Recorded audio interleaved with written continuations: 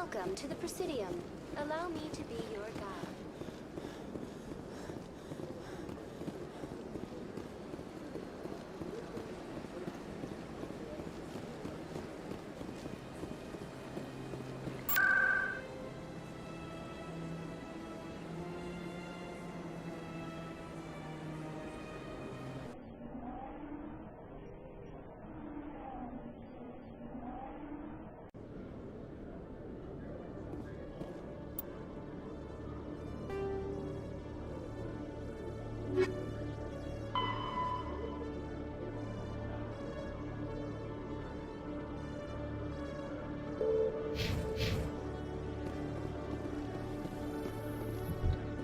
Strange.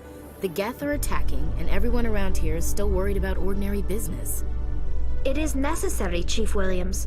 Even if it comes to a full-scale war, someone has to provide food to eat and a home to return to.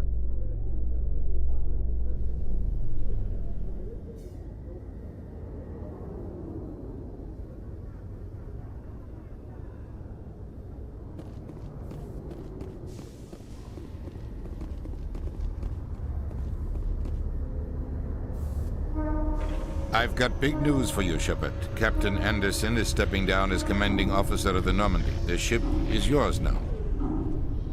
She's quick and quiet, and you know the crew. Perfect ship for a Spectre. Treat her well, Commander. I want the truth. Why are you stepping down, sir? You needed your own ship.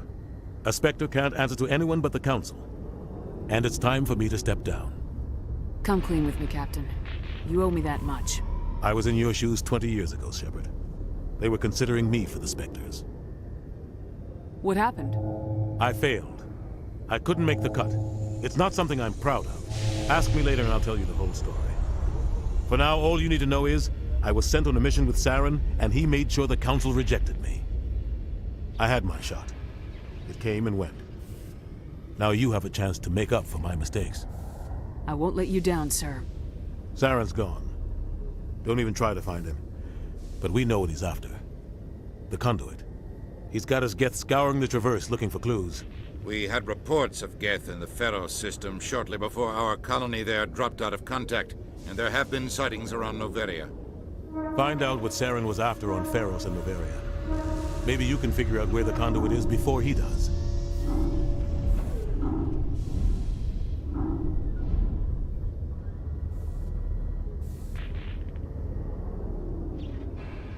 Anything else? We have one more lead. Matriarch Benezia, the other voice in that recording. She has a daughter, a scientist who specializes in the Protheans. We don't know if she's involved, but it might be a good idea to try and find her. See what she knows. Her name's Liara, Dr. Liara Tassoni. We have reports she was exploring an archaeological dig on one of the uncharted worlds in the Artemis Tau cluster. Sounds like we should head for the Artemis Tau cluster. It's your decision, Commander. You're a Spectre now. You don't answer to us. Your actions still reflect on humanity as a whole. You make a mess and I get stuck cleaning it up. I'll try not to make things any harder on you, Ambassador. Glad to hear it, Commander. Remember, you were a human long before you were a Spectre. I have a meeting to get to. Captain Anderson can answer any questions you might have.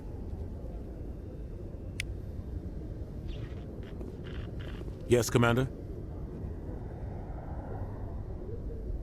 How are you holding up? Honestly, this isn't how I pictured my career coming to an end. Pushing papers really isn't my thing, but you're the one who can stop Saren. I believe in you, Shepard. If that means I have to step aside, so be it.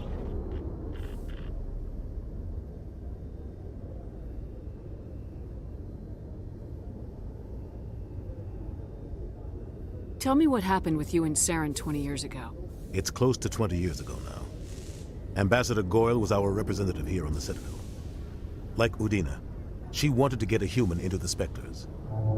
She chose me. The Council sent Saren to keep an eye on me and evaluate my performance, just like they sent Nihilus to keep tabs on you.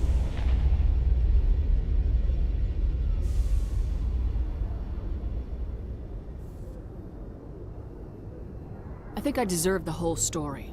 We had intel on a rogue scientist being funded by Batarian interests. He was trying to set up a facility to develop illegal AI technology out in the Verge. Alliance intel had done all the work, but the Council wanted a Spectre involved. We compromised. I was assigned to help Saren in his investigation. We tracked the scientist to a refining facility on Kamala. He was hidden away somewhere inside, protected by an army of Batarian mercenaries. The plan was simple. Sneak into the plant, capture the scientist, sneak back out. Quick, quiet, and a minimum of bloodshed.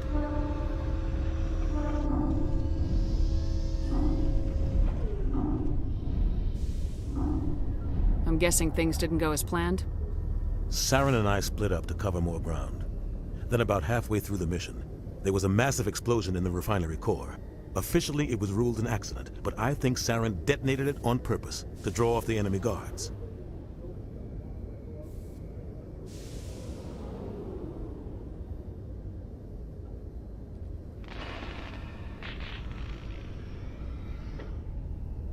How many casualties? The explosion tore the refinery to shreds. The whole place was on fire. Black chemical clouds poured out into the atmosphere. Nobody inside survived. There was a camp for the workers and their families nearby. Between the fires and the toxic fumes, the final death count was over 500. Mostly civilians. Saren didn't care. The target was eliminated, mission accomplished. And I ended up taking the blame. That ended all talk of me joining the Spectres. Saren caused the explosion. How'd he pin it on you? In his report, Saren accused me of blowing his cover. He said it was my fault the guards were ready for us. He claimed that's why it turned into a massacre. Saren's report was all the proof the Council needed to kill my chances of becoming a Spectre. Don't blame yourself, Captain. I don't. I blame Saren. I think he wanted things to go bad. He was looking for an excuse to blow that refinery.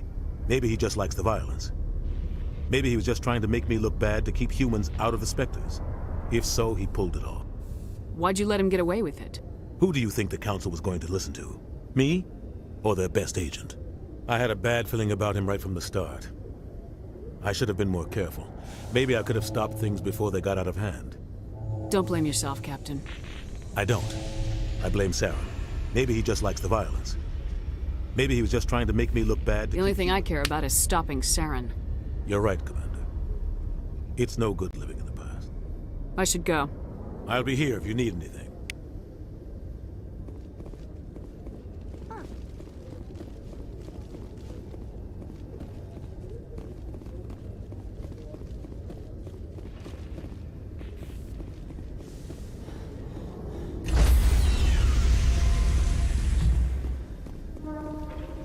Stand by, shore party. Decontamination in progress.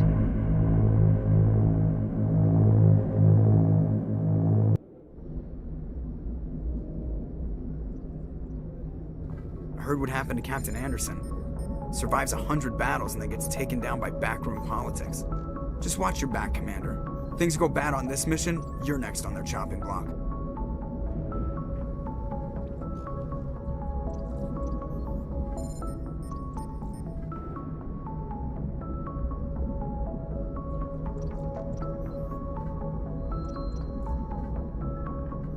Captain Anderson should be the one in charge. It's like I'm stealing the ship from him. Yeah, the captain got screwed. But it's not like you could have stopped it. Nobody's blaming you.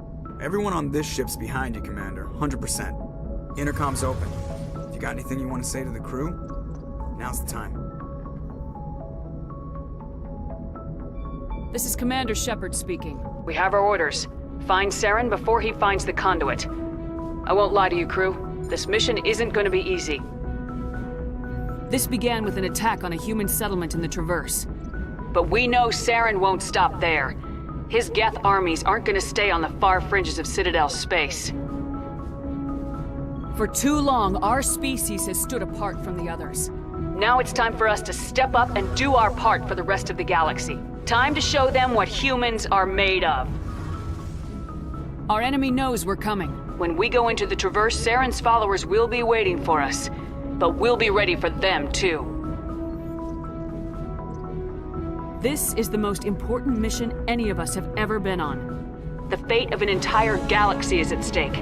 We will stop Saren no matter what the cost. Well said, Commander.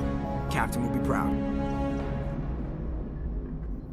The captain gave up everything so I could have this chance. We can't fail. Yes, ma'am.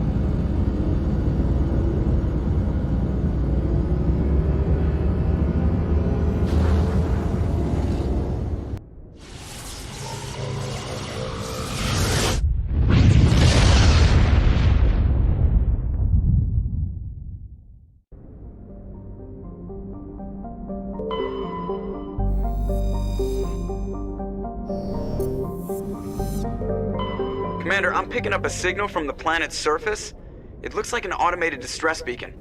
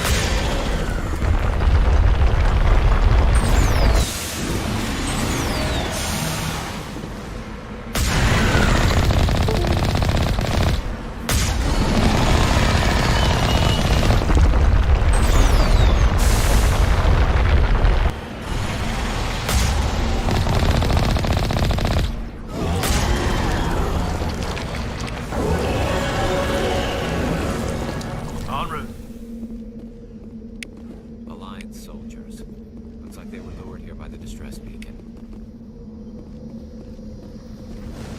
These are Admiral Kahoku's men. Tell them to have fear.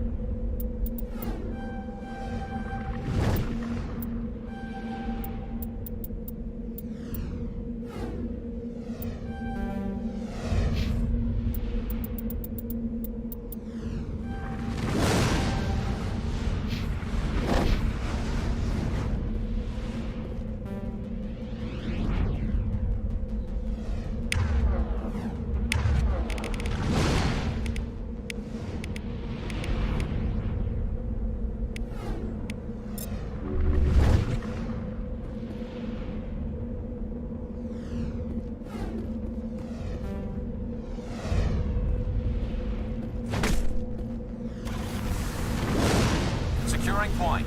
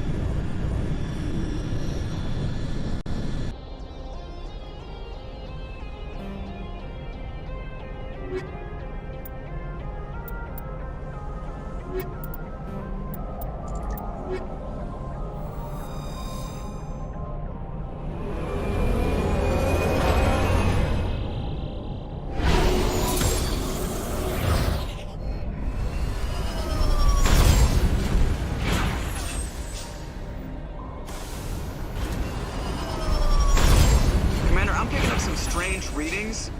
Really strange, like off the damn charts. It looks like it's coming from an underground complex a few clicks away from the drop zone.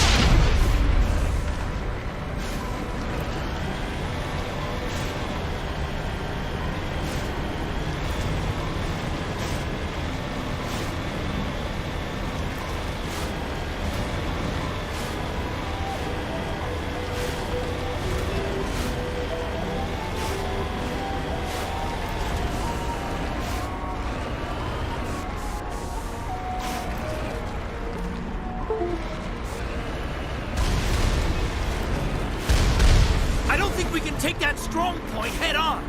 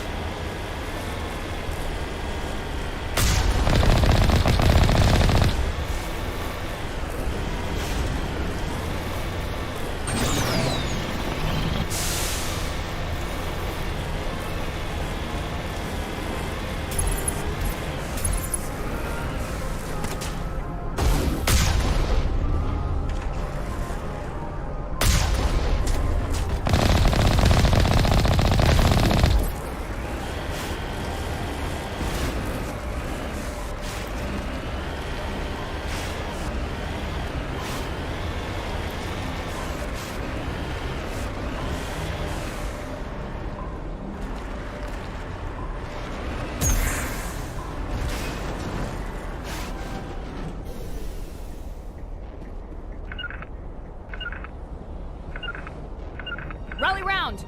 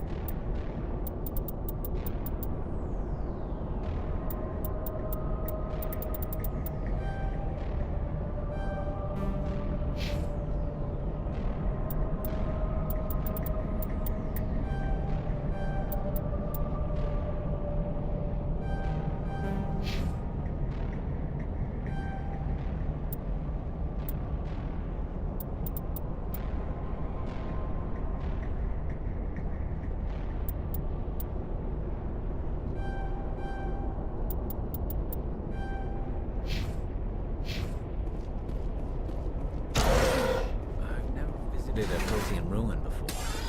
Aside from the Citadel, I mean.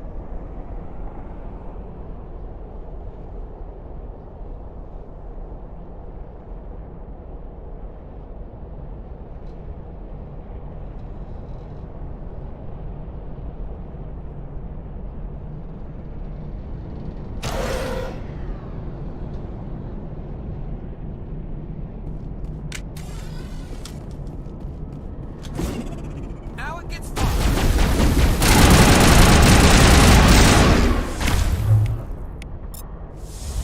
powering up.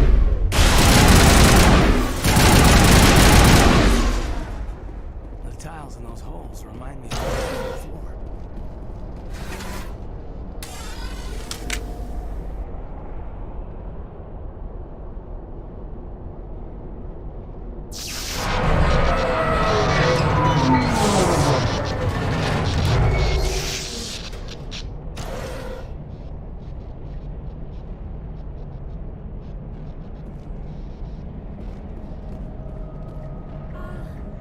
Hello? Could somebody help me? Please?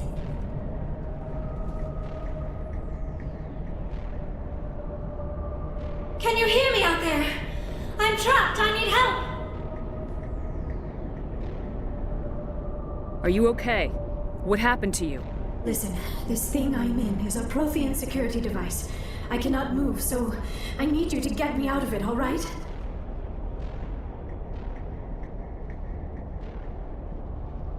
There's some kind of repulsion field in the way. It's a Prothean barrier curtain. I knew it would keep me safe from the Geth.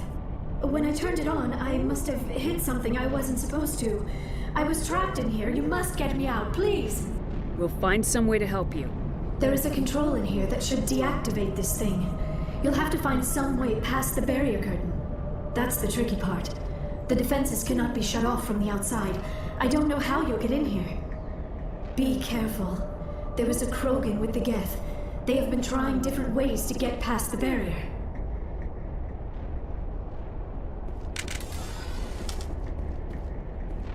Now it gets fun.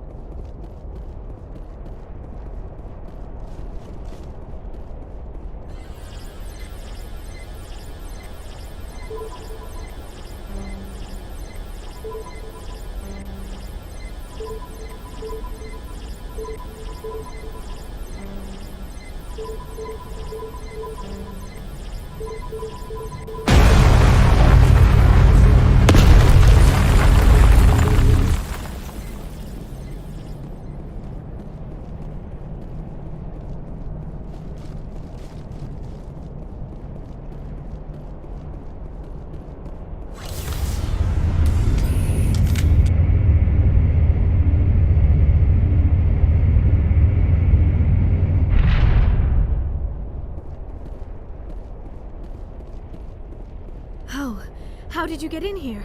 I didn't think there was any way past the barrier. We have to get you out of here before more Geth arrive. Yes, you're right. I've seen enough of them to last a lifetime. That button should shut down my containment field. Hold on, Commander. Her mother is working with Saren. Can we trust her? I am not my mother. I don't know why Benezia joined Saren. I don't want anything to do with that Turian bastard. If she was with Saren, the Geth wouldn't be trying to kill her.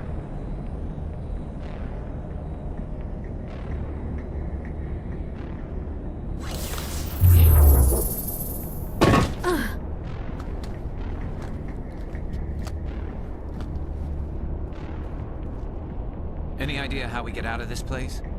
There is an elevator back in the center of the tower. At least I think it's an elevator. It should take us out of here. Come on!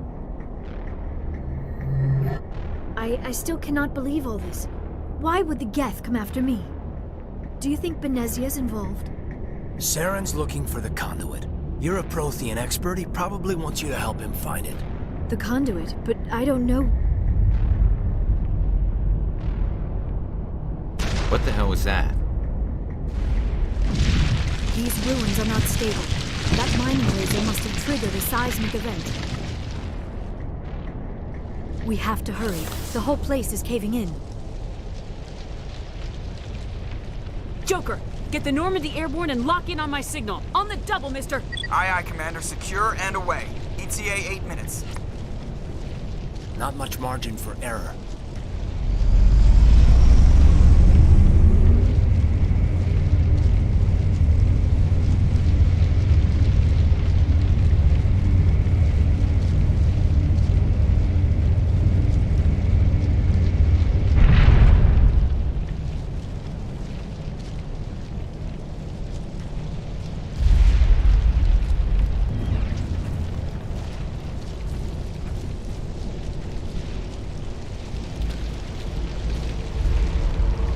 Surrender. Or don't. That would be more fun. In case you didn't notice, this place is falling apart. Exhilarating, isn't it? Thanks for getting rid of those energy fields for us. Hand the doctor over. Whatever it is you want, you are not getting it from me. She'll stay with us, thanks. Not an option. Saren wants her, and he always gets what he wants. Kill him. Spare the Asari if you can. If not, doesn't matter.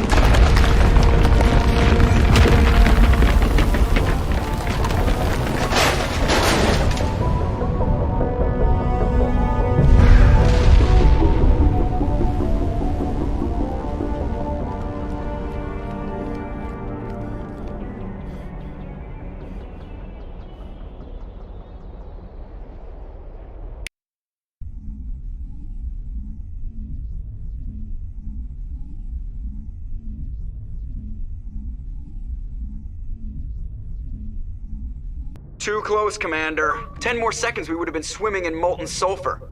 The Normandy isn't equipped to land in exploding volcanoes. They tend to fry our sensors and melt our hull. Just for future reference. We almost died out there and your pilot is making jokes? It's a coping mechanism. You'll get used to it. I see. It must be a human thing. I don't have a lot of experience dealing with your species, Commander. But I am grateful to you. You saved my life back there, and not just from the volcano. Those Geth would have killed me or dragged me off to Saren. What did Saren want with you? Do you know something about the conduit? Only that it was somehow connected to the Prothean extinction. That is my real area of expertise. I have spent the past 50 years trying to figure out what happened to them.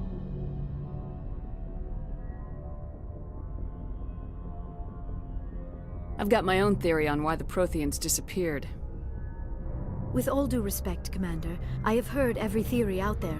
The problem is finding evidence to support them. The Protheans left remarkably little behind. It is almost as if someone did not want the mystery solved. It is like someone came along after the Protheans were gone and cleansed the galaxy of clues. But here is the incredible part. According to my findings, the Protheans were not the first galactic civilization to mysteriously vanish. This cycle began long before them. What cycle? What are you talking about? The galaxy is built on a cycle of extinction. Each time a great civilization rises up, it is suddenly and violently cast down. Only ruins survive. The Protheans rose up from a single world until their empire spanned the entire galaxy. Yet even they climbed to the top on the remains of those who came before. Their greatest achievements, the mass relays and the Citadel, are based on the technology of those who came before them. And then, like all the other forgotten civilizations throughout galactic history, the Protheans disappeared. I have dedicated my life to figuring out why. They were wiped out by a race of sentient machines, the Reapers. The Reapers? But I have never heard of. How do you know this? What evidence do you have?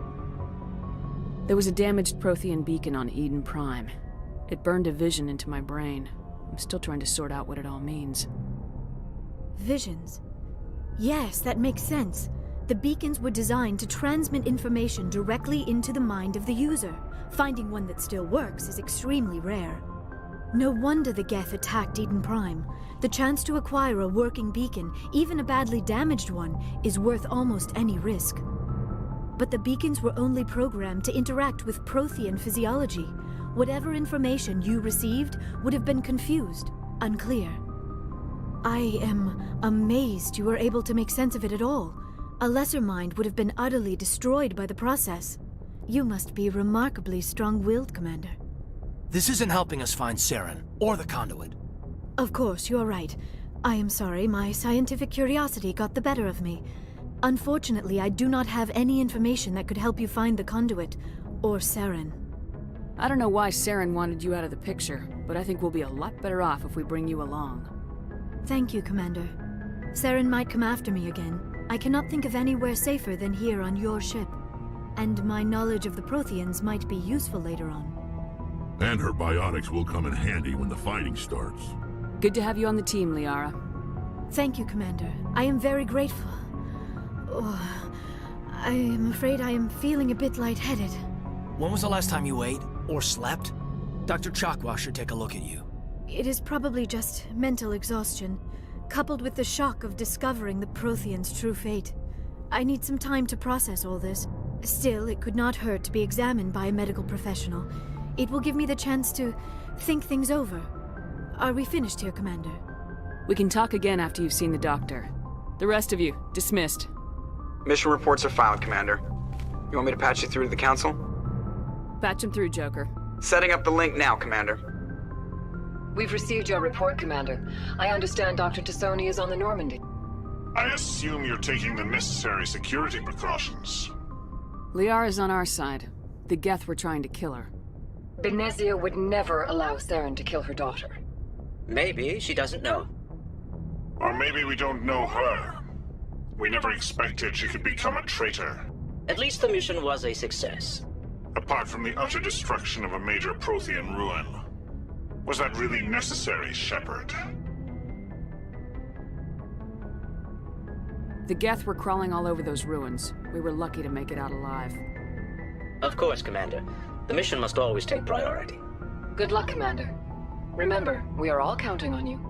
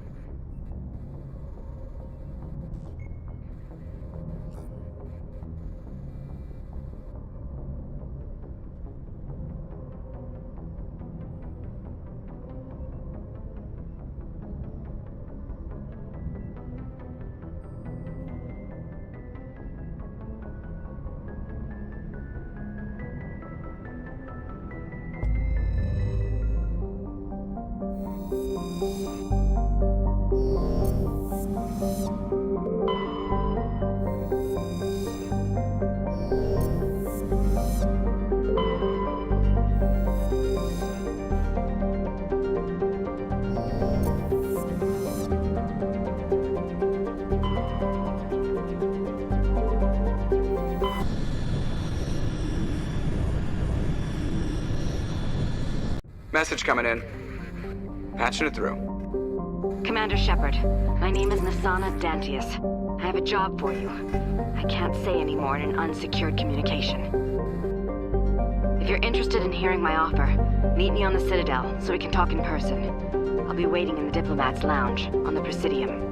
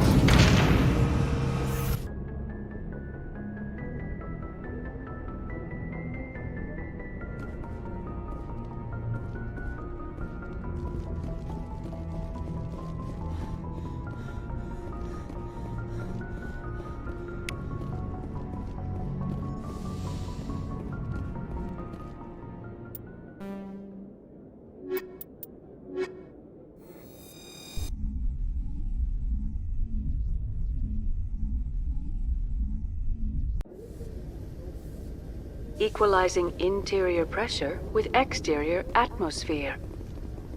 Logged. The commanding officer is ashore. Exo Presley has the deck.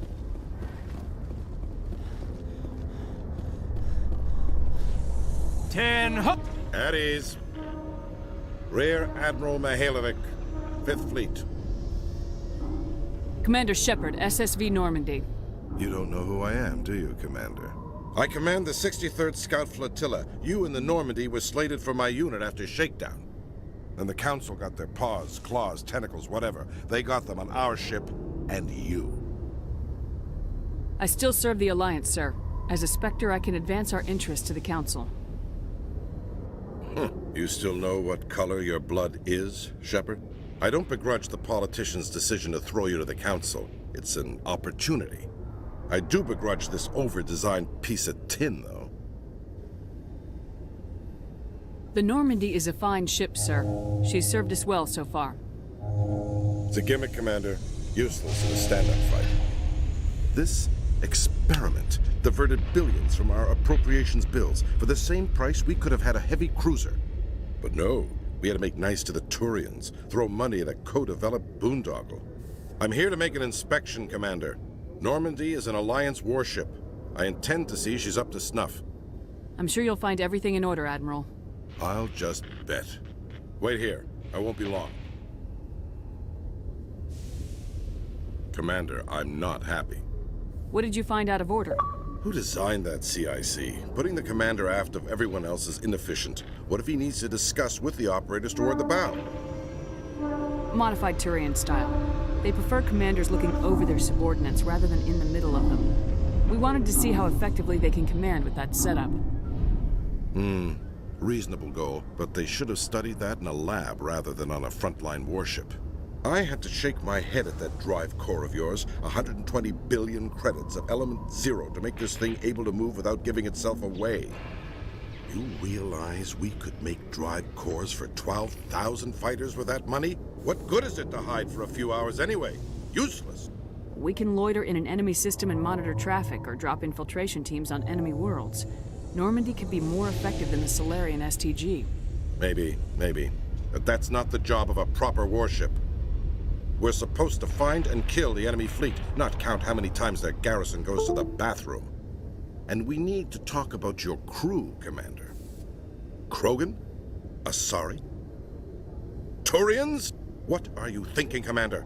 You can't allow alien nationals free access to Alliance equipment? Between Saren and the Geth, we have enough enemies out here. Treating other species with suspicion and distrust won't win hearts and minds. That assumes the hearts and minds are worth winning.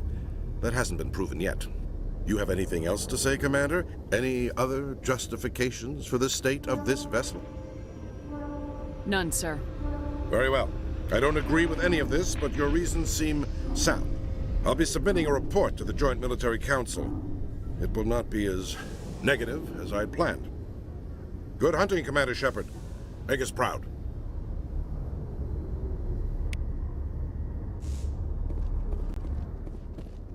In breaking news, Chairman Burns of the Parliament Subcommittee on Transhuman Studies has been kidnapped by biotic extremists. The biotics commandeered a freighter and were last seen in the Hades Gamma Cluster. No demands have yet been made.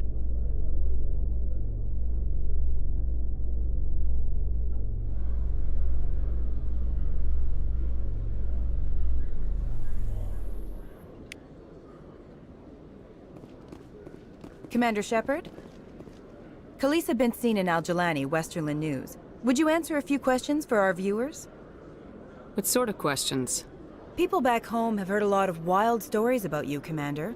I can give you the chance to set the record straight. What do you say? So long as you understand that I may not be able to answer all questions. I'm sure our viewers will understand.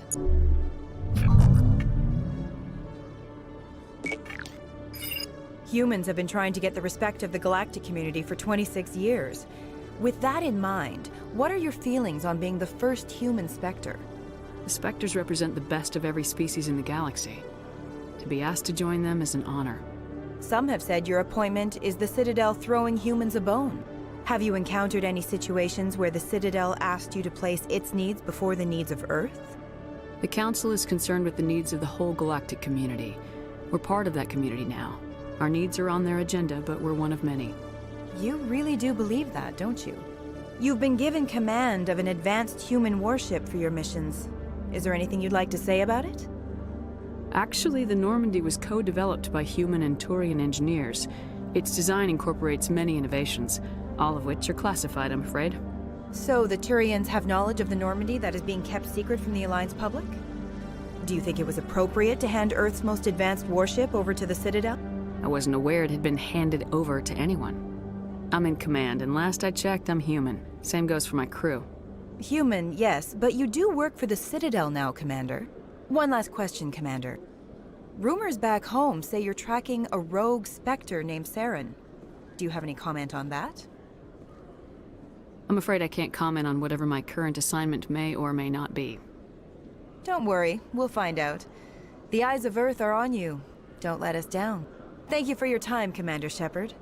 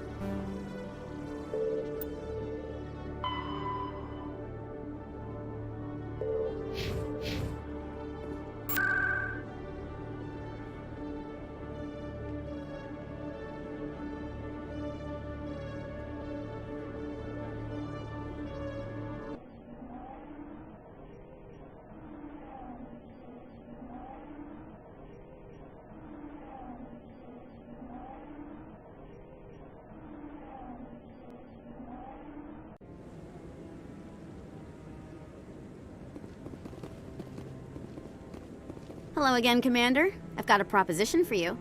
Since you helped me get information on the crime syndicate, I've gotten a lot more backing from my publishers. I'm investigating traffic controller conditions now, and I wondered if you could help. That seems like a step down from wide-scale corruption. Actually, in a way, it's more important. This isn't about people getting rich. This is about safety. I've heard rumors that the space traffic controllers are overworked to a dangerous degree. I can't get into the control room, but you could. If you planted a bug inside, I could crack the story. What will this bug allow you to pick up? Just audio and video. I'm not trying to tap into the traffic control system if that's what you're worried about. I just need to hear and see them in order to correlate their activity with traffic efficiency. I can't promise anything, but I'll see what I can do. Give me the bug. Excellent. Just place it on a terminal with a good view of the area. Thanks again for your help. In the long run, this story is going to save lives.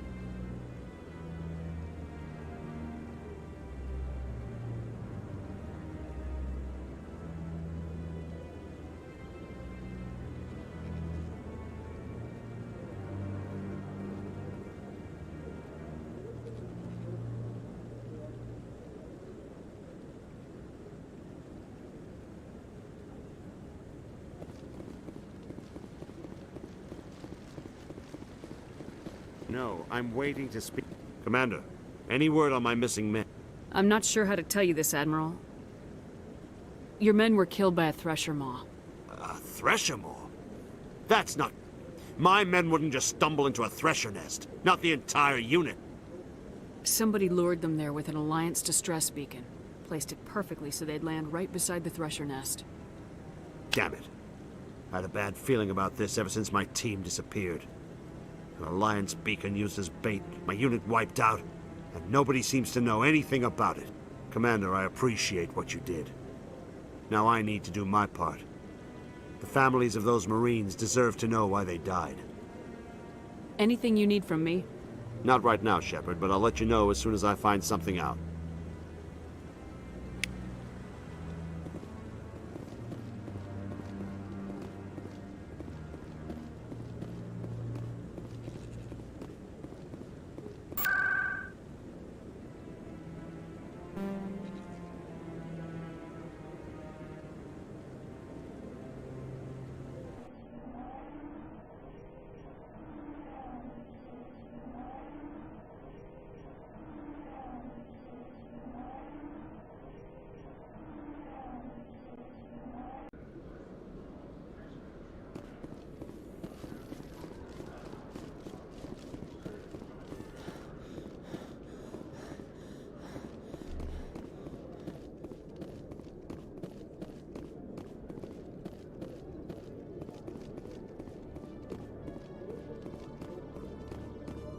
Commander, been to see Jax yet? Tell me again where I can find him. Jax is down in the lower level of the markets. I'll send word through our channels that you're the buyer. Good luck, Commander.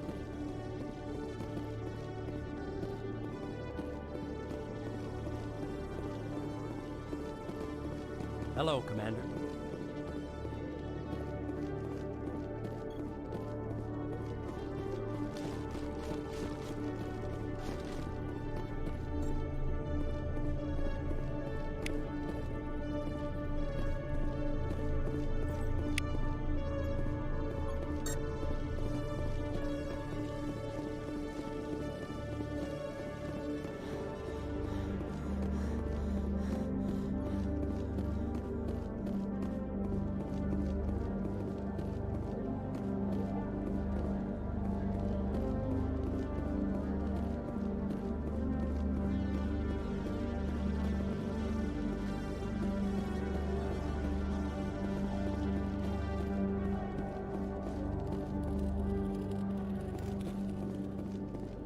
Hello, Commander.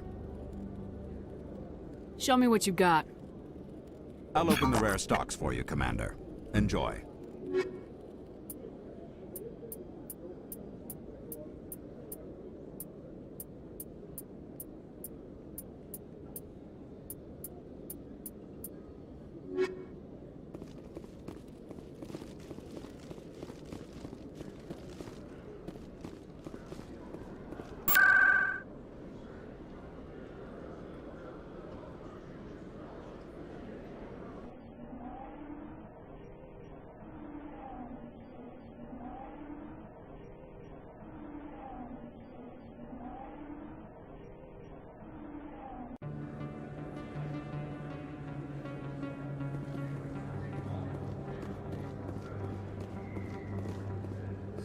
Best place on this ward to buy upgrades.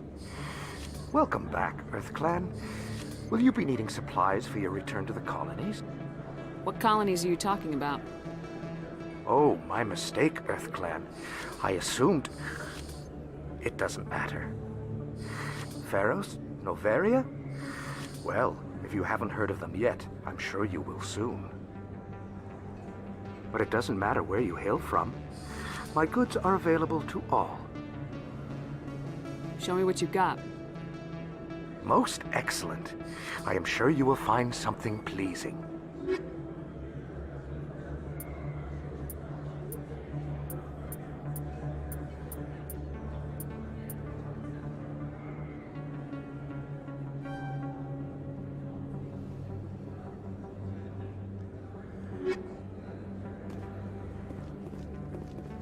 Hey, Commander, There are rumors on the extranet that you've been made the first human Spectre. That's incredible. Being a Spectre is a big responsibility. I just want to make humanity proud. The vids are all talking about Commander Shepard fighting for all of us back home. And your grace and skill have inspired a whole legion of admirers, too.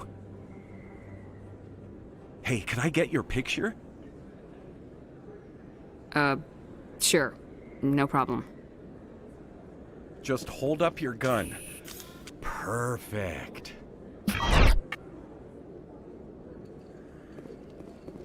Thanks again, Commander. I'm gonna hang this in my living room. My wife will love it.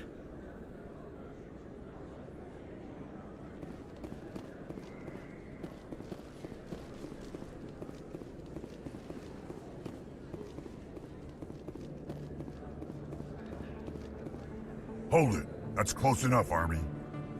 You got my payment? I didn't come here to look. Show her the goods. Looks good. Damn straight it is. These mods are the best on the market. Now hand over my credits. Here you go.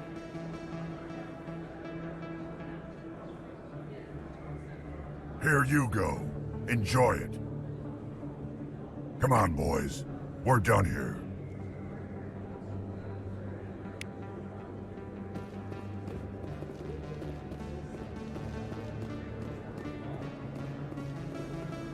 Hello there. Welcome to Moorland's famous shop. You want many good supplies, yes? Let me see what you have. Oh, you will be pleased, I think. Very good things I have. You will see.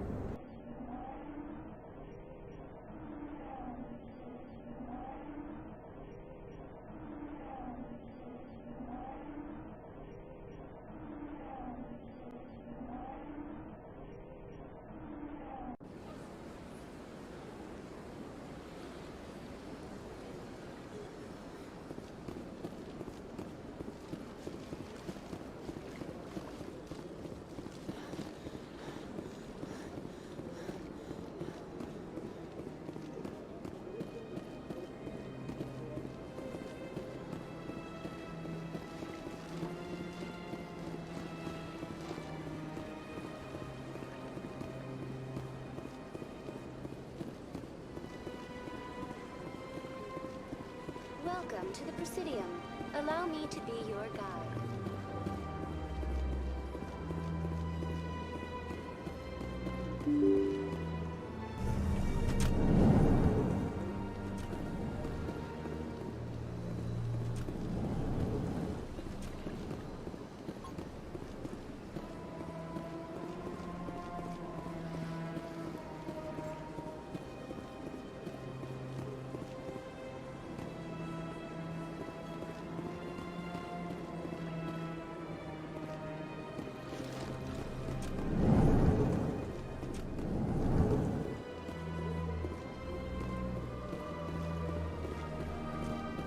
Commander Shepard, I am Nasana Dantius.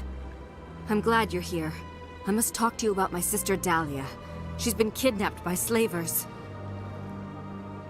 Dahlia's dead, Nasana, and I know she was blackmailing you. And I was all set to try to manipulate you into hunting her down for me. But I guess that won't be necessary now, will it?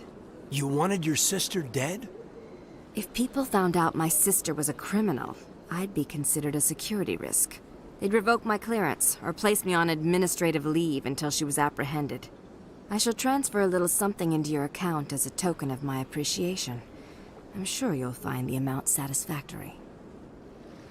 You're a diplomat on her way up the ranks. Could be handy to have a Spectre who owes you a favor. You make a good point. Anyone can come up with credits, but I can give you authorization to purchase prototype Asari mods. I will get you added to our manufacturer's preferred client list. I think you'd be very interested in what they have available. Goodbye, Shepard. It has been a pleasure doing business with you.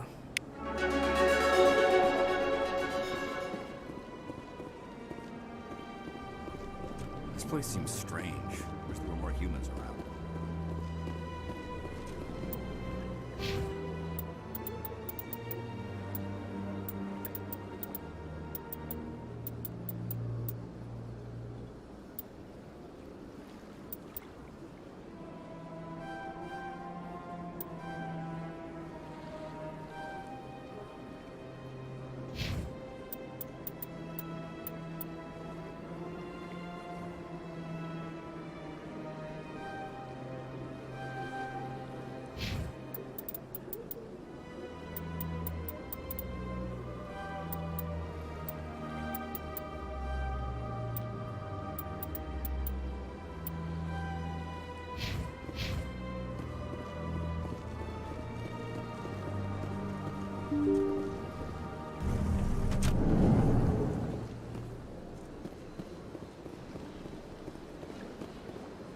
Welcome to the Presidium.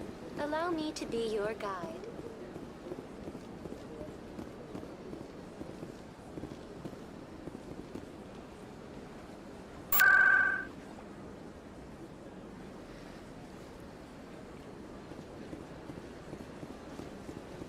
Welcome to the Presidium. Allow me to be your guide.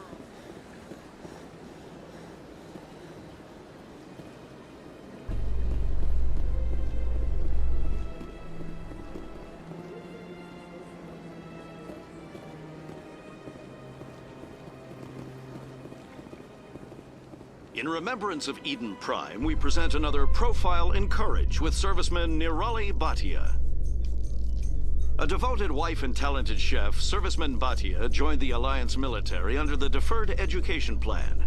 After finishing her service, Bhatia planned to open a restaurant. Instead, she gave her life.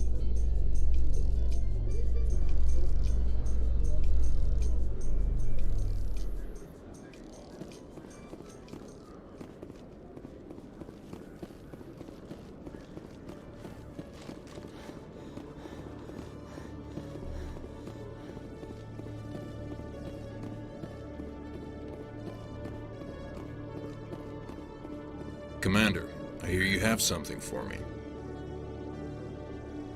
Here's your shipment, Chelik. Excellent. This is everything I need. Maybe more than I need. Here, Commander, take this. I won't need it, and you've earned some payment for your work. I appreciate your help. It shows a lot of integrity. You didn't need to do anything after I let Jenna go. Now I need to get these mods into evidence. Thanks again, Shepard.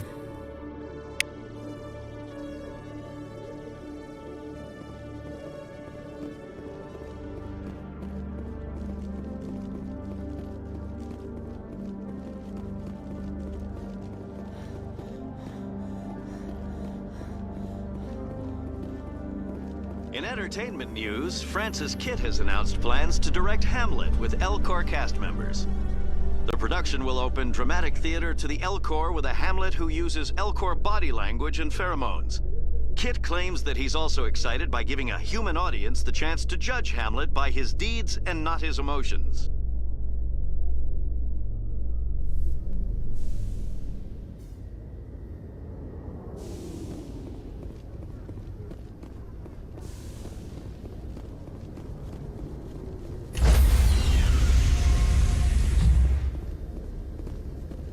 Stand by, shore party. Decontamination in progress.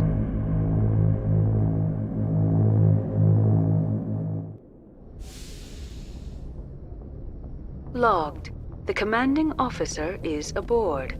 XO Presley stands relieved.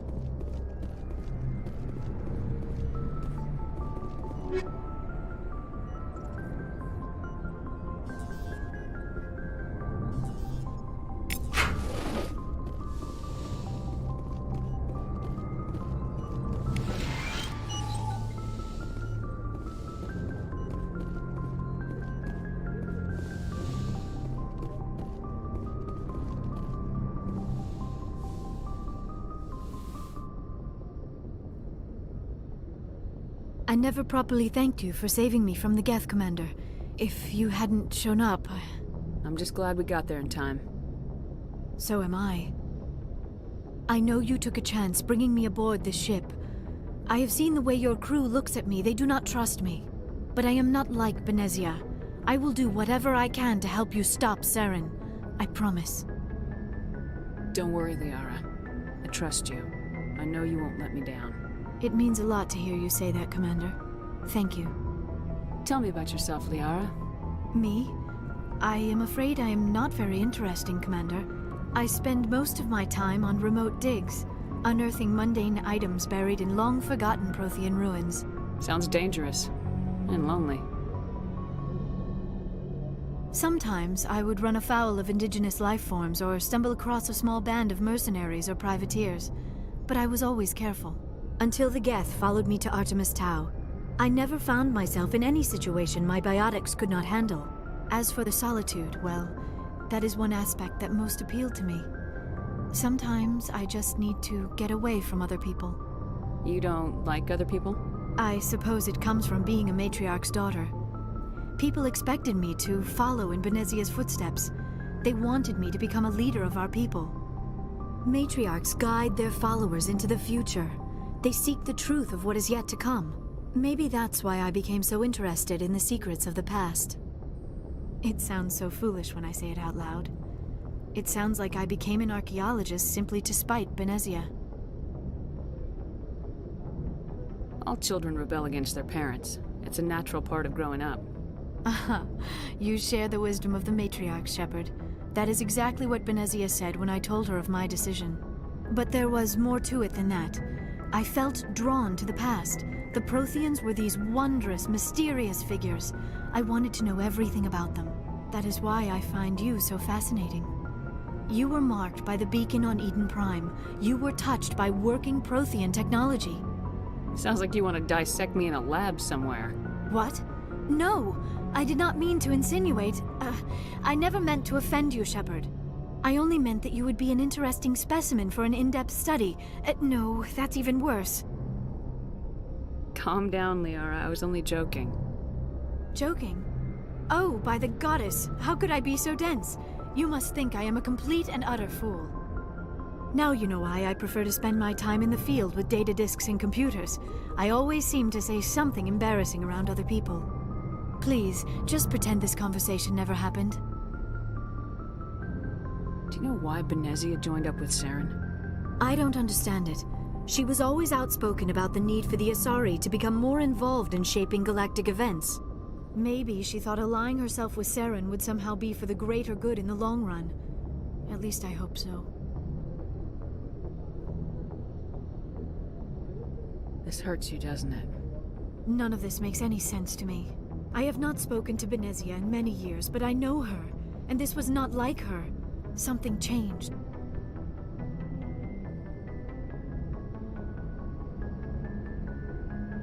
I'd like to know more about the Asari. We were the first species to discover the Citadel. We were instrumental in forming the Council, and we always strive to be the voice of peaceful cooperation in galactic disputes. My people believe we are all part of a single galactic community. Each species contributes something to the greater whole.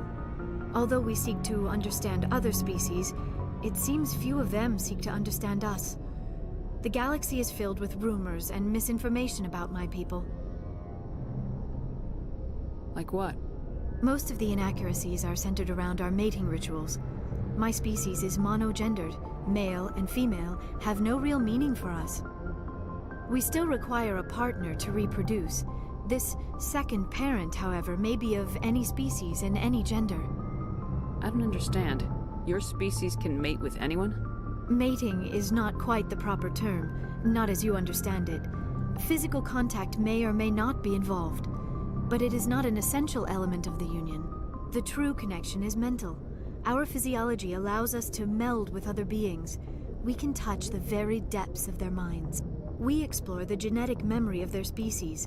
We share the most basic elements of their individual and racial identities. We then pass these traits on to our daughters. It is how we learn to grow as a species and how we develop a greater understanding of other races. what happens to your partner after the union? Every relationship is different. Some unions are a single encounter with both parents parting ways afterwards. Others can be more long-term. Sometimes an Asari and her partner will stay together for many decades. You Asari live for 1,000 years. What happens when your partner dies? Few sapient species live as long as my kind. We have learned to take a philosophical approach to our unions. We do not focus on the inevitable loss of our partners. Instead, we enjoy the time we spend with them. And even after they're gone, a part of them lives on in us. The union is a connection that transcends both time and space. I should go. Goodbye, Shepard. Yes, Commander? Is there something you need?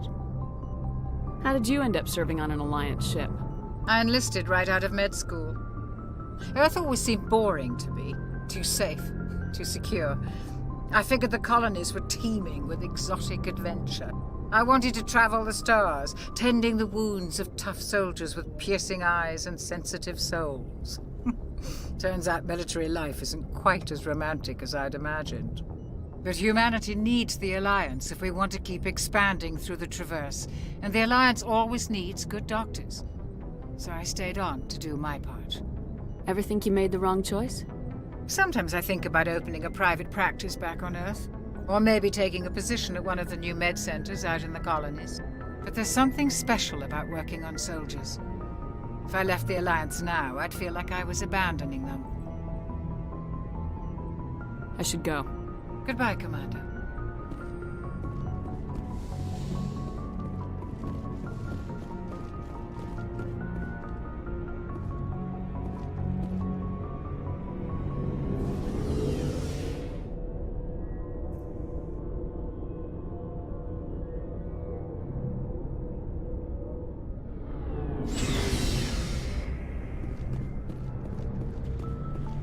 Hey, Commander. Looking for some extra supplies before you head out? What have you got? Whatever you want. Armor, weapons, mods.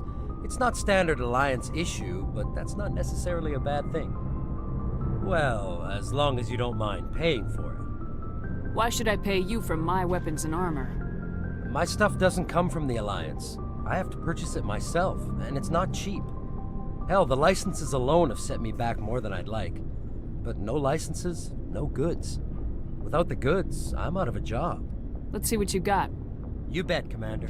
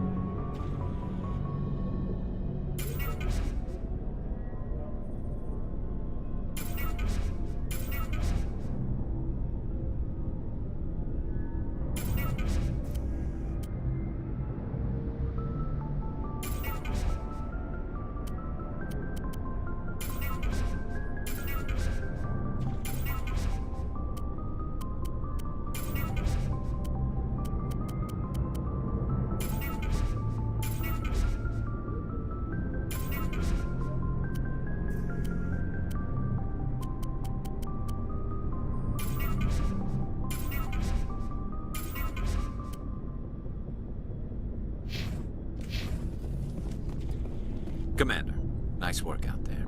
I knew working with the Spectre would be better than life at CSEC. Have you worked with the Spectre before? Well, no, but I know what they're like. Spectres make their own rules. You're free to handle things your way. At CSEC, you're buried by rules. The damn bureaucrats are always on your back. Being a Spectre does have its advantages. Exactly my point. If I'm trying to take down a suspect, it shouldn't matter how I do it, as long as I do it. But CSEC wants it done their way. Protocol and procedure come first. That's why I left. So you just quit because you didn't like the way they do things? There's more to it than that. It didn't start out bad, but as I rose in ranks, I got saddled with more and more red tape. C-Sec's handling of Saren was typical. I just couldn't take it anymore. I hate leaving. I hope you made the right choice. I'd hate for you to regret it later. Well, that's sort of why I teamed up with you. It's a chance for me to get off the Citadel, see how things are done outside C-Sec. Either way, I plan to make the most of this. And without C-Sec headquarters looking over my shoulder, well, maybe I can get the job done my way for a change. As long as you do your job well, you're free to go about your business as you see fit. Thank you, Commander. Commander? What's your opinion of the last mission? Not sure I buy Dr. Tassoni's story about her and her mom not talking. They're family, right? I think she's being straight with us. Or at least I don't think she lies very often. Yeah, she's probably really bad at it. Hey, want me to ask her about her sex life? Might be illuminating. I don't think she's used to teasing, good-natured or otherwise. No fun, Commander. Too bad those ruins got destroyed. I mean, they lasted thousands of years. That's impressive. Dismissed, Chief. Ma'am.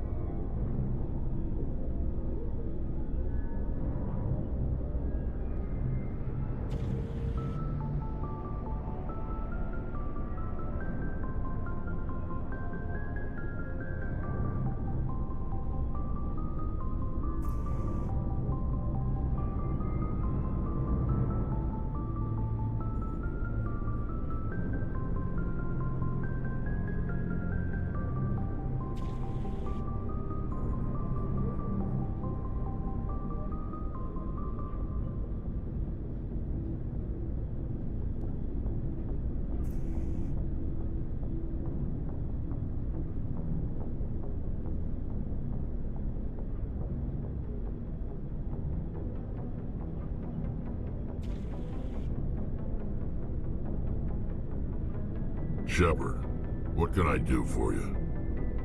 What's your story, Rex? There's no story. Go ask the Quarian if you want stories. You Krogans live for centuries. Don't tell me you haven't had a few interesting adventures. Well, there was this one time the Turians almost wiped out our entire race. That was fun. Yeah, they tried the same with us, but we fought them off. It's not the same. It seems pretty much the same to me. So your people were infected with a genetic mutation? An infection that makes only a few in 1,000 children survive birth? And I suppose it's destroying your entire species? I suppose it isn't all the same. I don't expect you to understand, but don't compare humanity's fate with the Krogan. Sorry, Rex. I wasn't trying to get you upset. Your ignorance doesn't upset me, Shepard. As for the Krogan, I gave up on them long ago. The genophage infected us, but it's not what's killing us.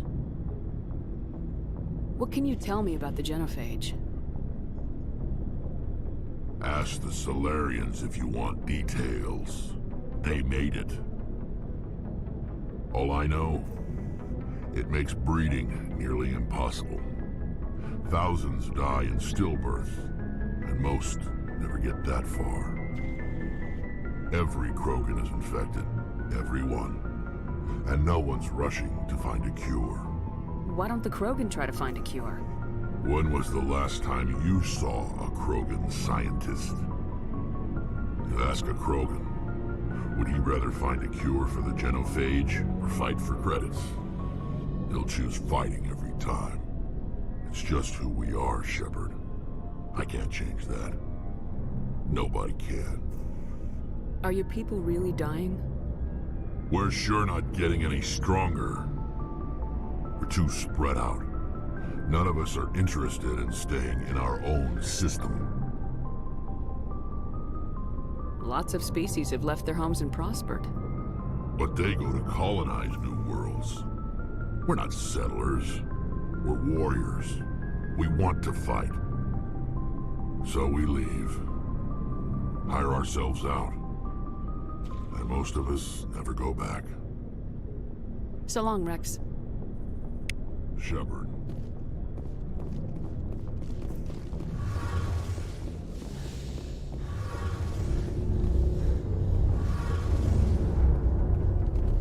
Your ship's amazing, Shepard.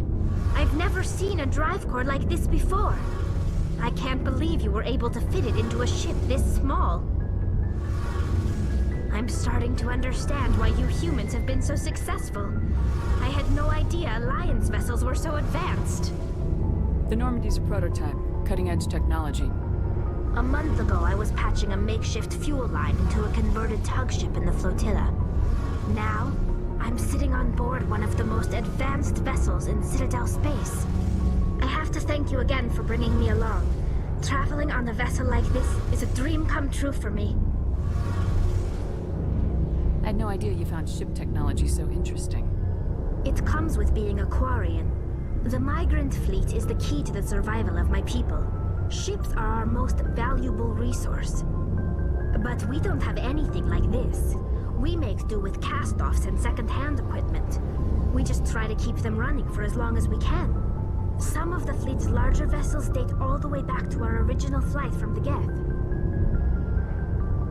I can't believe your fleet's still using ships that are 3 centuries old.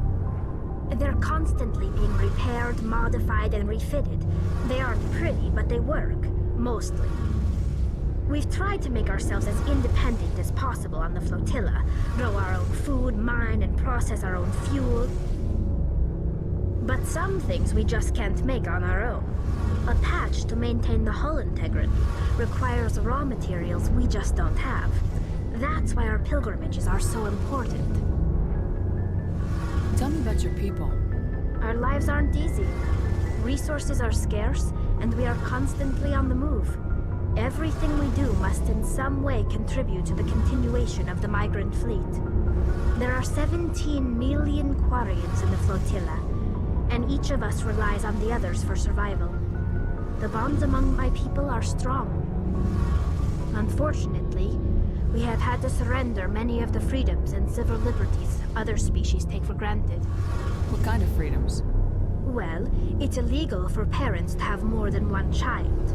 If our population grows too much, it would strain our resources to their breaking point.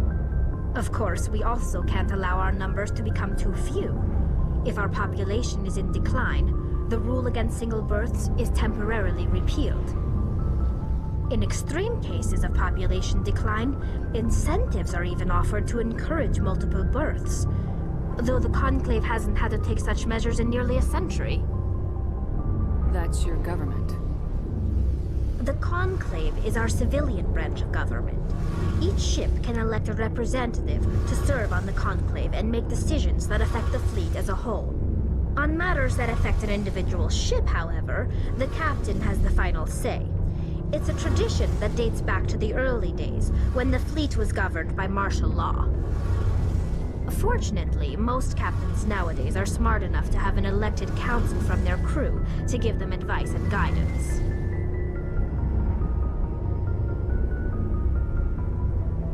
So the ultimate power rests with elected officials? In practice, the Conclave and the respective council for each ship tend to set the rules that govern our daily lives. But in theory, we are still under military jurisdiction. The 5 top-ranking military officials in the fleet serve on the Admiralty Board. These 5 have the power to overrule any decision by the Conclave in case of emergency. To do so requires unanimous agreement among the Admiralty, and they can only do this once. After that, the entire board must resign their posts.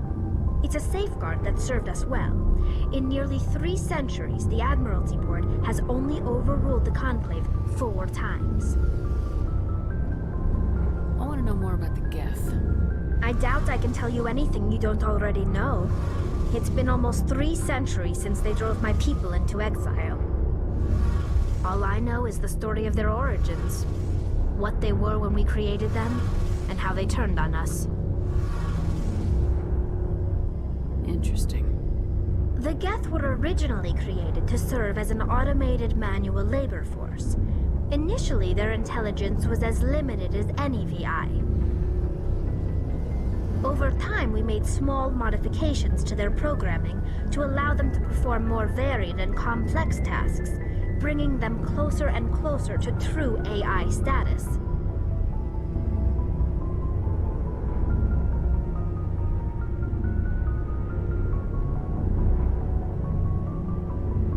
How come the Council didn't step in and stop you? This wasn't true AI research. We may have been skirting the bounds of the law, but we never did anything that was actually illegal. The changes were so insignificant, so gradual, that we were able to control them. Or so we thought. But one thing we underestimated was the power of the neural network. A million Geth thinking simultaneously created an inherently unstable matrix. So the Geth share brainpower? Many of the Geth's logic systems were designed to work in concert with other nearby Geth. Basically, the more of them you have in a group, the smarter they are.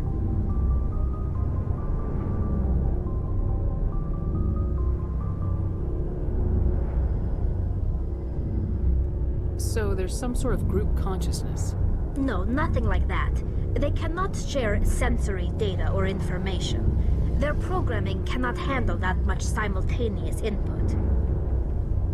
Each Geth maintains an individual awareness and identity. The neural network only operates on a process-based level. It's basically the synthetic equivalent of a subconscious. But when they're in close proximity, they can coordinate low-level functional processes, freeing up more capacity for original or independent thought.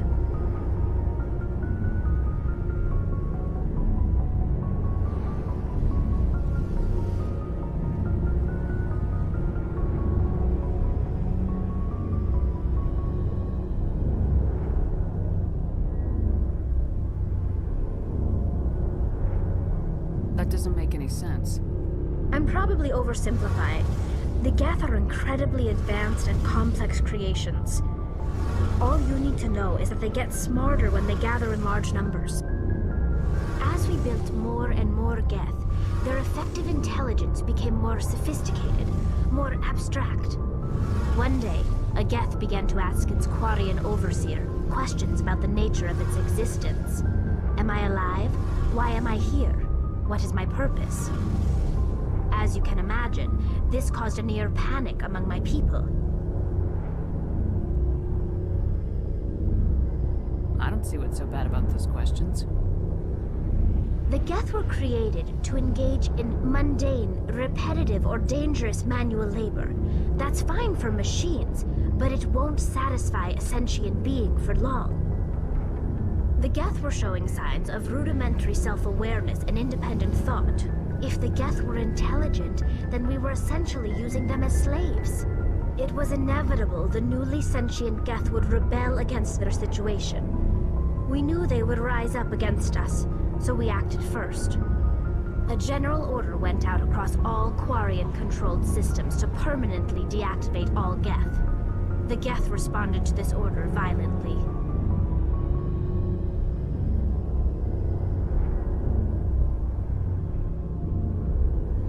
You're the ones who started the war. The Geth were just fighting for their survival. We had no other choice. The Geth were already on the verge of revolution. By acting quickly, we had a chance to end the war before it began. The hope was that most of the Geth would still be little more than machines, incapable of organized resistance. But they had progressed much further than anyone anticipated. The war was long and bloody. Millions upon millions of Quarians died at their hands. In the end, we were forced to flee our own homeworld. We feared the Geth would pursue us, but they never came beyond the Veil. Now we drift through space, exiled, searching for a way to reclaim what was once ours.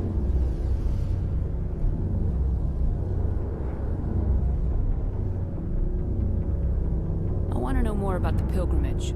When my people reach maturity, we leave our birth ships and seek acceptance with a new crew.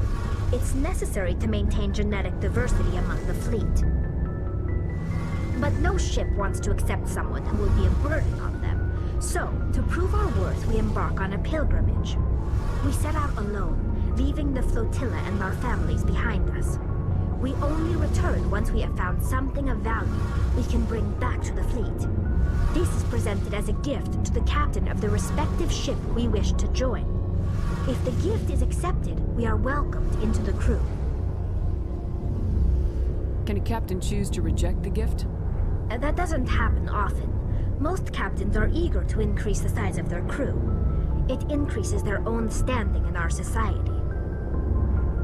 Even when a gift is not particularly valuable, the captain usually accepts it out of a sense of tradition. However, there is a stigma to presenting a substandard gift. It's not the best way to make a good impression on a new community. Most pilgrims don't return until they find something worthwhile.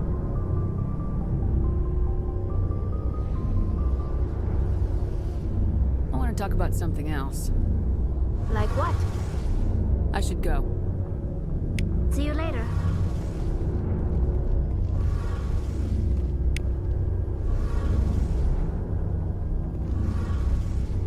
Hey, Commander, you know that Quarian, Tally? She's been spending all her time down here asking me about our engines. I'll tell her to leave you alone. What? No, she's amazing. I wish my guys were half as smart as she is. Give her a month on board and she'll know more about our engines than I do. She's got a real knack for technology, that one. I can see why you wanted her to come along. Fill me in on the IES stealth system. How does it work exactly?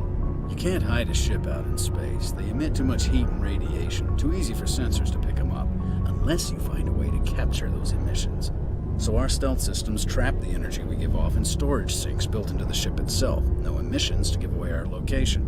Eventually the sinks have to be vented. More than a few hours silent running and they overheat. Cook us inside our own hull.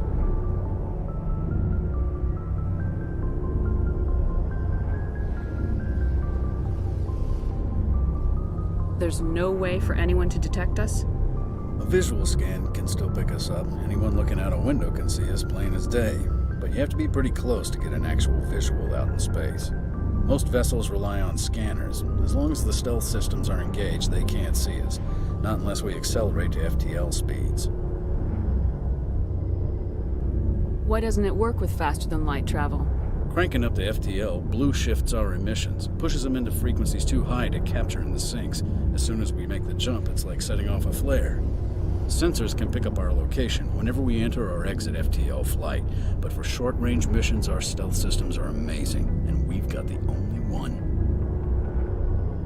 Where else have you served, Adams? If you name a class of Alliance ship, I've probably served on it. Everything from dreadnoughts and carriers right down to frigates like the Normandy. My last assignment was on the Tokyo, only a cruiser, but she was a good ship. Couldn't hold a candle to the Normandy, though. I want to know more about the Normandy. She's the best ship I've ever served on, probably the fastest vessel ever designed. She's the only one using the new Tantalus drive core. What's so special about the Tantalus drive core? Proportionally, it's about twice the size of any other vessel. Not only are we faster, we can run at FTL speeds longer before we have to discharge the core. Carry on, Adams. Aye, aye.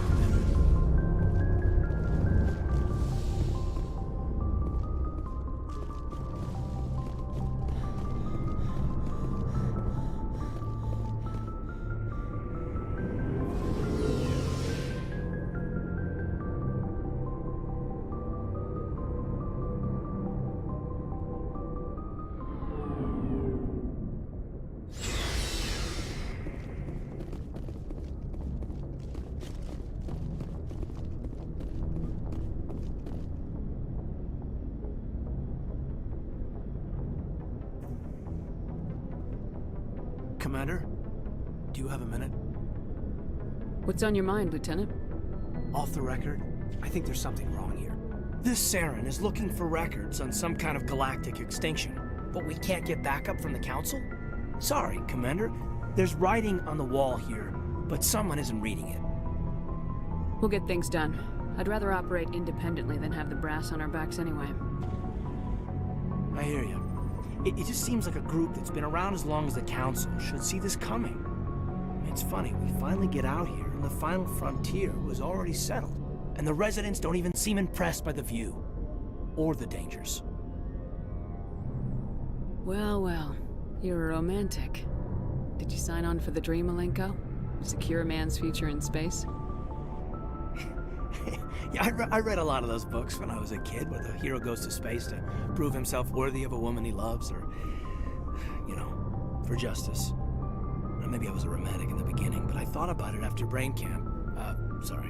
Biotic acclimation and temperance training. I'm not looking for the dream. I just want to do some good. See what's out here. Sorry if I got too informal. Protocol wasn't a big focus back in Vought. Tell me about it. Biotic acclimation and temperance didn't last past the airlock. To the kids they hauled in, it was brain camp. Sorry, hauled in is unkind. We were encouraged to commit to an evaluation of our abilities so an understanding of biotics could be compiled. There are worse results of accidental exposure to element 0 in the womb. Beats the brain tumors some kids grew up with. Seems like you beat the odds. How many didn't make it? Out of 100, maybe 60 have no effect. 30 suffer adverse effects, little things like brain cancer. The other 10 show enough ability to augment with implants. Not always permanent, though. Not like the cancer. Next thing you know, you're out on Jump Zero. And how's a kid supposed to deal with that? A station at the edge of human space. Jump Zero is Gagarin Station, right? What's it like? Yeah, that's the official name. Biggest and farthest facility we had for decades. Right on the termination shock, the outer edge of the solar system. It's where they did all the Goose Chase FTL research before we caught on to using mass effect fields. It was a sterile research platform when I was there.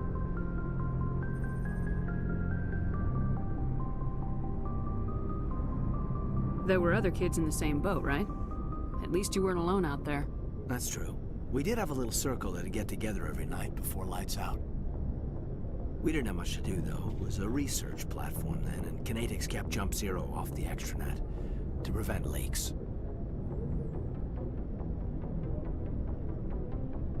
Then you must have had plenty of time to get to know each other. Yeah, we'd sit around and bull every night after dinner, play cards or network games. There was this girl named Rana, who had a little circle grow up around her. She was from Turkey. Her family was very rich. But she was smart and charming as hell. Beautiful, but not stuck up about it. Like you, I guess. Ma'am. You know of any intentional exposures for certain? No one knows. Doesn't mean they didn't happen. As big as the exposures were, it was hard to track down accidentals. It was different then. No one knew the potential, so there wasn't a lot of regulation. Anything Kinetics did was gold. I'm not saying they intentionally detonated drives over our outposts, but in retrospect, they were damn quick on the scene. Jump Zero's a long way from home. What was it like? The grand gateway to humanity looks a lot better in the vids. Anyway, this was supposed to be a casual debrief, not a bull session about stuff that happened years ago. We have to depend on each other in combat. I like knowing what kind of man I have at my back. I understand, ma'am. I won't let you down. You, make a habit of getting this personal with everyone? Of course. But I don't enjoy it with everyone. We'll talk again later. I'll need some time to process that, Commander. But, yeah, I'd like...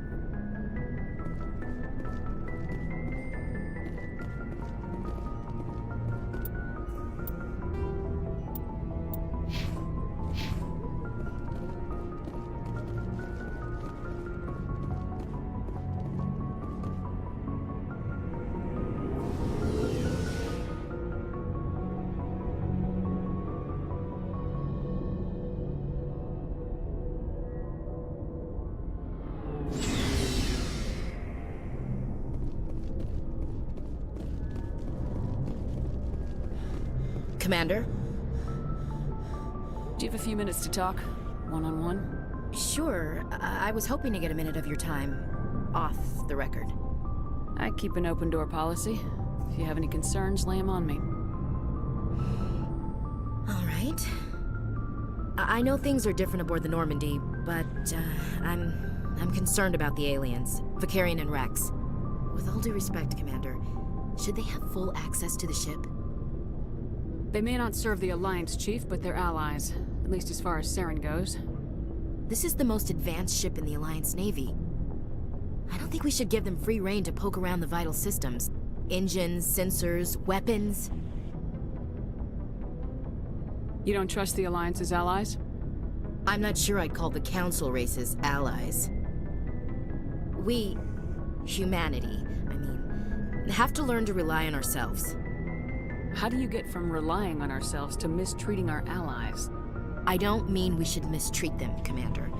I just think we should be prepared to go it without them. As noble as the Council members seem now, if their backs are against the wall, they'll abandon us.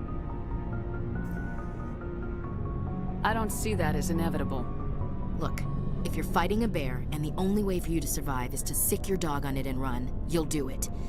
As much as you love your dog, it isn't human. It's not racism, not really. Members of their species will always be more important to them than humans are. You sound like one of those Terra Firma party pamphlets, Chief. Terra Firma is a pack of jackals. The founders had ideals. These days they just play off xenophobia and bigotry. I hope my reasons are more rational. My father, grandfather, great-grandmother, they all picked up a rifle and swore the oath of service. I guess we just tend to think of Earth's interests as our own. It doesn't sound like you've worked with aliens before. No, ma'am. Mainly I've been groundside, part of the surface garrison forces. I did get a rotation on a space station for training. Every Marine a rifleman, every rifleman ZG certified.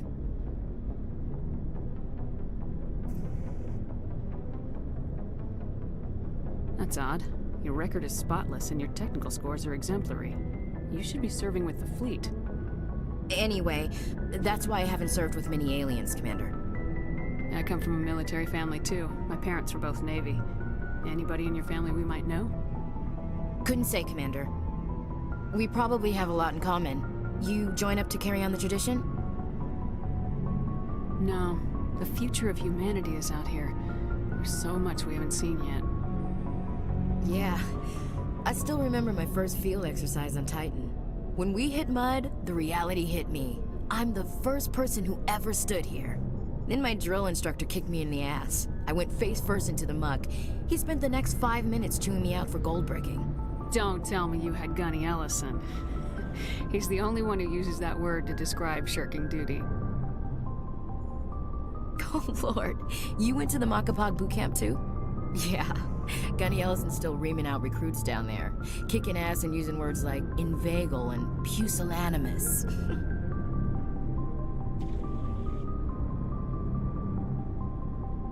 Alright, I can see where your concerns are coming from, Williams. But this is a multilateral mission. You're gonna have to work with aliens, like it or not. It won't be a problem, Commander. You say jump, I say how high. You tell me to kiss a Turian, I'll ask which cheek. I don't think kissing Turians will be necessary. You never know, Commander. Dismissed, Chief. Ma'am.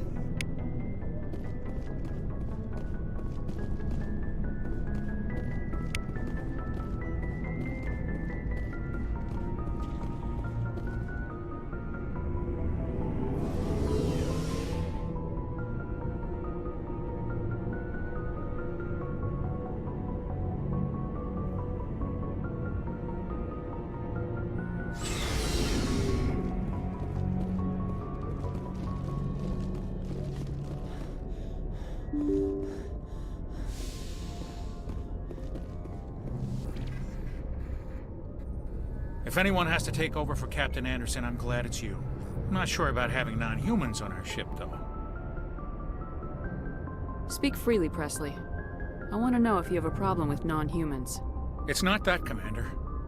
Humanity has always handled its own problems. Saren attacked one of our colonies. We should be the ones to stop him. We don't need their help.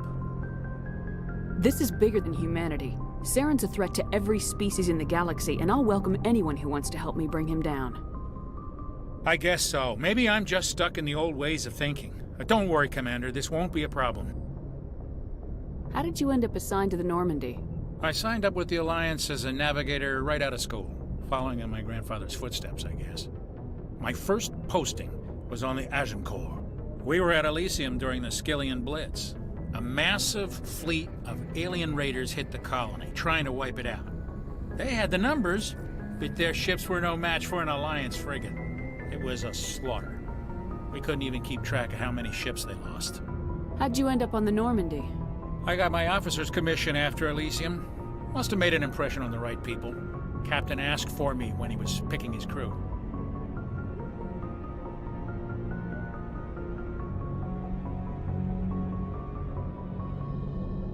Carry on, Presley.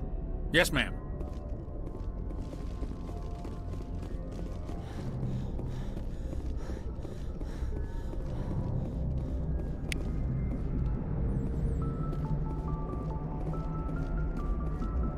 I prefer gold to silver, you know, for my medal. I figured you'd recommend me for one since I, pulled your boots out of the fire. If we present you with a medal, you'll end up sitting on stage listening to politicians make speeches for a couple of hours. That's a good point. They'd probably make me shave, too. I spent the last 7 weeks working on this baby. No medal's worth that. So, Commander, why don't you tell me why you're really here? How's the Normandy performing? Is she everything they said she'd be? She's the best ship in the fleet. If you've got a pilot who knows how to handle her. Balance isn't what you'd expect. Takes a while to get used to that oversized drive core we got stuffed in the back, and her power can sneak up on you if you're not careful. The Normandy's probably too much ship for your average Alliance pilot, Commander. Lucky for you, I'm anything but average. I like to know my crew. Mind if I ask you a few questions? I can see where this is going. You did a background check on me, didn't you? Well, I'll tell you the same thing I told the captain. You want me as your pilot. I'm not good. I'm not even great. I am the best damn helmsman in the Alliance fleet. Top of my class in flight school, I earned that. All those commendations in my file, I earned every single one. Those weren't given to me as charity for my disease. What are you talking about? Are you sick? You mean you didn't know? Oh, crap. Okay, I've got Vrolich syndrome, brittle bone disease. The bones in my legs never develop properly. They're basically hollow, too much force and they'll shatter. Even with crutches and my leg braces, it's hard to get around. One wrong step and crack! It's very dramatic, but I've learned to manage my condition, Commander. Put the Normandy in my hands and I'll make her dance for you. Just don't ask me to get up and dance unless, you like the sound of snapping shin bone. Why does everyone call you Joker? It's a lot shorter than saying Alliance Flight Lieutenant Jeff Moreau. Plus, I love to make little children laugh. I was just thinking how much you remind me of Santa Claus. Look, I didn't pick the name. One of the instructors in flight school used to bug me about never smiling. She started calling me Joker, and it stuck.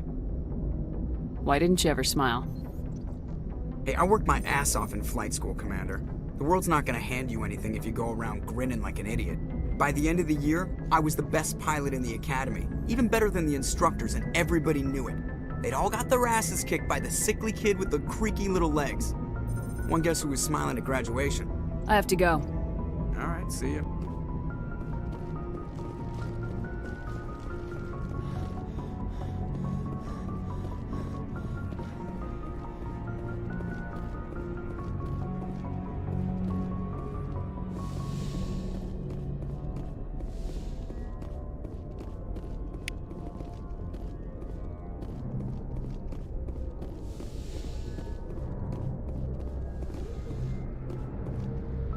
Message coming in. Patching it through. Commander, Miss Al-Jalani's story on you just aired. She shouldn't have ambushed you like that, but you handled it pretty well. We had differences of opinion, sir. I hope she at least believed my sincerity. You handled yourself pretty well, Commander. She came across like a raving idiot. Just wanted to let you know what the response was back home. I won't keep you any longer. Fifth Fleet out.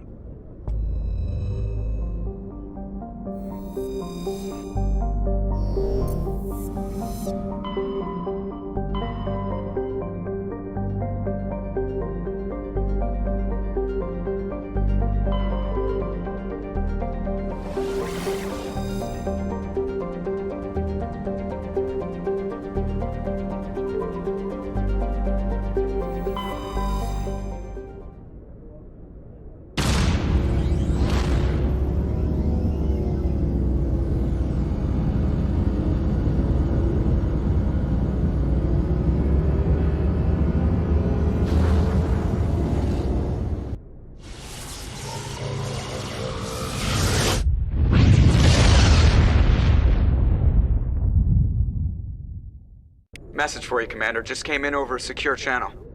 Shepard, this is Admiral Kahoku. I found out who set that trap for my men. The ones killed by the Thresher Moor. Damn, I hope you get this message. It was a group called Cerberus. An Alliance Black Ops organization. Top secret, highest level security clearance. They vanished a few months ago. Dropped right off the grid. Nobody knew where they went or what they were up to. They've gone completely rogue, Shepard. They're conducting illegal genetic experiments, trying to create some kind of super soldier. I don't have any proof, but I found the coordinates for one of their research worlds. I'm uploading them with this message. They're completely out of control. Somebody needs to stop them. I've done my part. Now it's up to you. This is probably the last you'll hear from me. Cerberus is after me now. I need to disappear before they find me.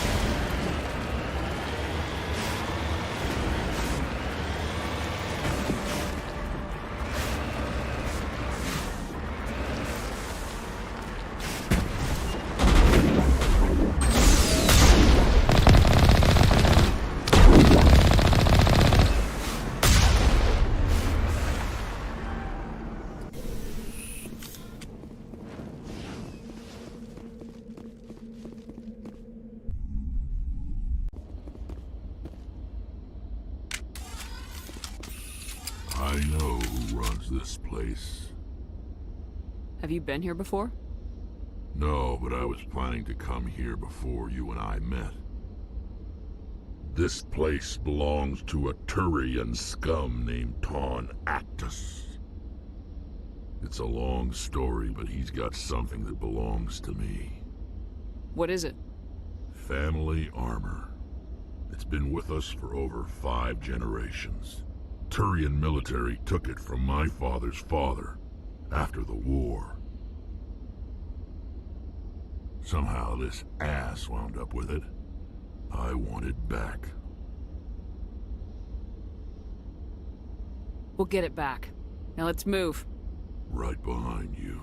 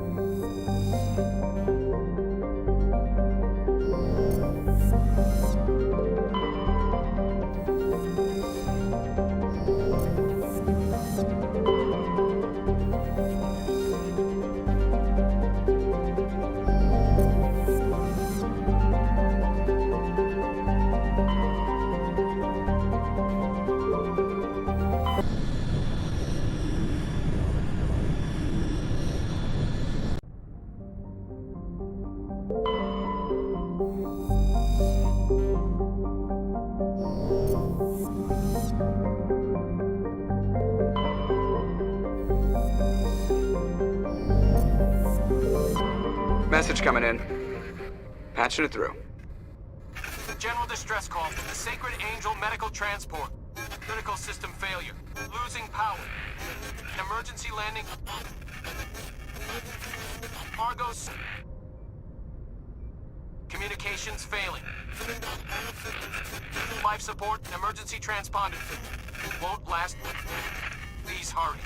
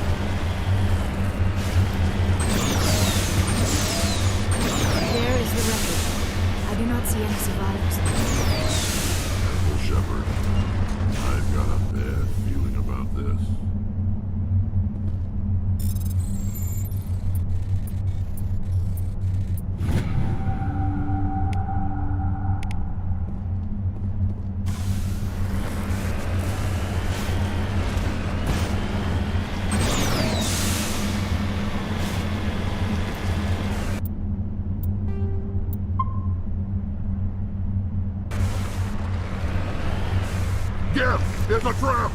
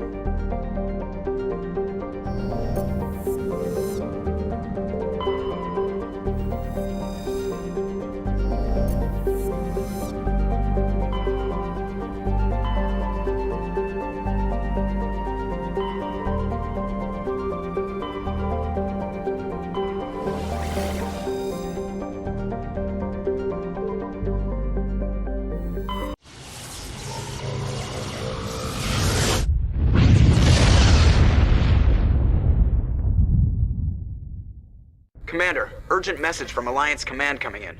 I'll patch it through. Shepard, this is Admiral Hackett from Alliance Command. We've got a situation here, and you're the only one that can handle it. What do you need, Admiral? There's an Alliance training ground where we test weapons and technology in live fire simulations. One of the VIs we use to simulate enemy tactics in the drills is no longer responding to our override commands. It's gone rogue. Are you telling me this computer is thinking on its own? We're not stupid, Shepard. This is a virtual intelligence, not a true AI. It's not self-aware, and it can't access any external systems. We didn't do anything illegal here. Virtual intelligence support is critical to our military success. VIs process thousands of status reports and react in nanoseconds. No human can do that. We need you to fight your way through the training ground of the VI core and manually disable it.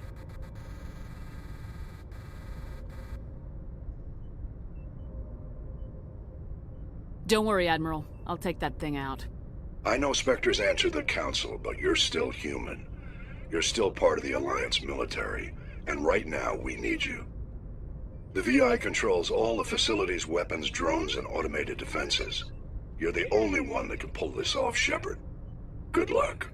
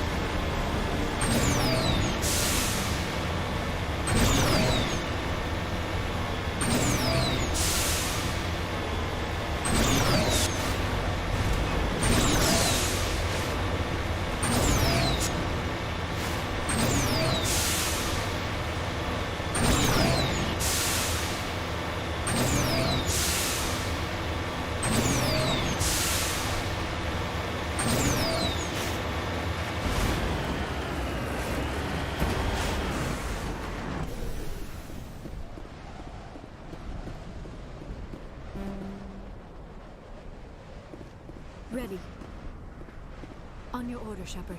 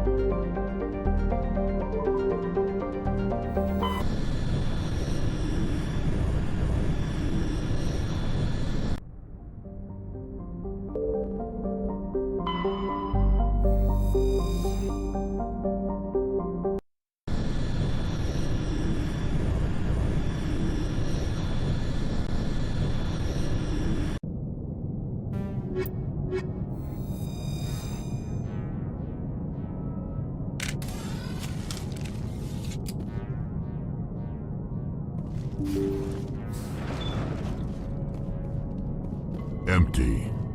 Most of the systems seem to be disabled. Only basic life support appears to be functioning.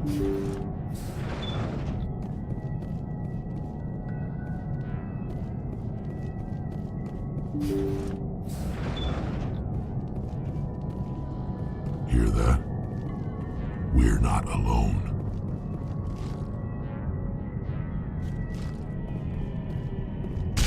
That was no accident. The whole place could be a trap.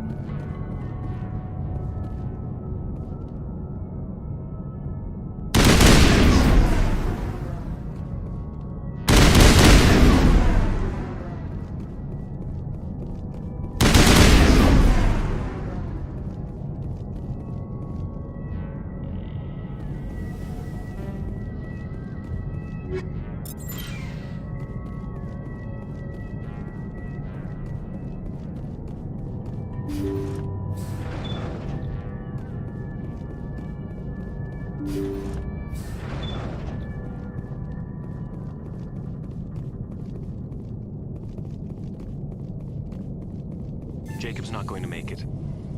His brain was deprived of oxygen for too long. There's nothing any of us can do for him now except let him die with dignity. It's what he would want. I'm more worried about Julia now. She's showing signs of severe depression. I gave her some meds that should help, but I better warn the captain.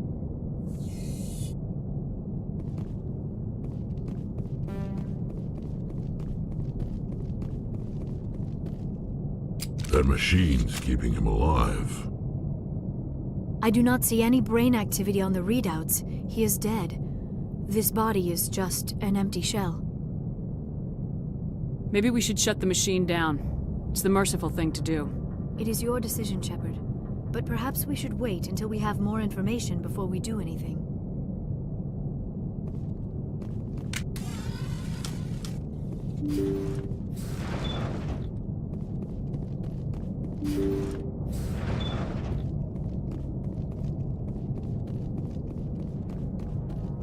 They say Jacob's gone. They say his brain isn't functioning anymore, and they want to shut off his machines. But Jacob's the only thing in the world that matters to me. I don't know how to help him, and it's tearing me up inside. I just feel so helpless, so damn angry.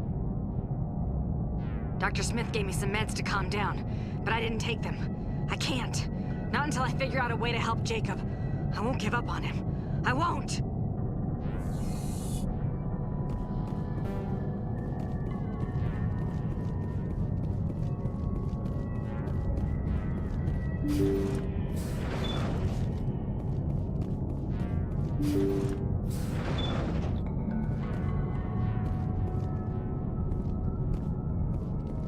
Jacob is showing no signs of brain activity. There's nothing more we can do for him. He wouldn't want to be kept alive by machines, so we're going to disconnect the life support. Dr. Smith is worried about Julia's reaction, though. She can't seem to let Jacob go. The stress is making her implants flare up, causing intense migraines. It'll probably be easier for everyone if we don't tell her until after we shut the life support down. Give her a chance to... Julia, what are you doing here? Why are you...